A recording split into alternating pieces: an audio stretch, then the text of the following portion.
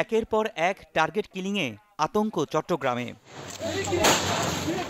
গেল বছরের ৫ আগস্টের পর প্রথম এমন খুনের শিকার মাসুদ ও আনিস। ২৯ আগস্ট কুয়াইশে তাদের গুলি করে হত্যা করা হয়। এরপর চাঁদগাঁয়ে ব্যবসায়ী তাহসিন, বাকুলিয়া অ্যাক্সেস রোডে প্রাইভেট কারে গুলি করে ২ জন, পতেঙ্গায় ঢাকায় আকবর এবং সবশেষ গেল বুধবার বায়েজিতে সরোয়ার বাবলাকে হত্যা করা হয় গুলি করে। আইন শৃঙ্খলা বাহিনীর তথ্য মতে পুরো চট্টগ্রামে এসব খুনের পেছনে রয়েছে ৬ শীর্ষ সন্ত্রাসী গ্রুপ। এর মধ্যে ২০০৪ সালে ভারতে পালিয়ে যাওয়া সাজ্জাদ আলী অন্যতম। সেখানে বসেই চট্টগ্রামে অপরাধ জগৎ নিয়ন্ত্রণ করে ১২ মামলার আসামি সাজ্জাদ। এছাড়া কারাগারে বসেই বাহিনী চালাচ্ছে ছোট সাজ্জাদ। এই ২ শীর্ষ সন্ত্রাসীর হয়ে শহরে থেকে জেলা দাপিয়ে বেড়াচ্ছে আরেক শীর্ষ সন্ত্রাসী রায়হান।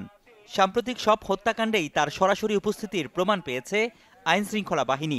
এছাড়া মোবারক হোসেন ইমন, শহীদুল ইসলাম বুইশা, ইসমাইল হোসেন টেম্পু, খোরশেদ ও বোরহানও সক্রিয় অপরাধ জগতে। রায়হান নামের যে ব্যক্তির নাম বলেছেন, ওনার মামলায় উনি ১ নম্বর আসামি। তো অবশ্যই সে অপরাধী। সকল অপরাধীদেরকেই ধরার জন্য আমাদের প্রচেষ্টা চলমান রয়েছে। চেষ্টা করছি, ইনশাল্লাহ সফলতা পাওয়া যাবে।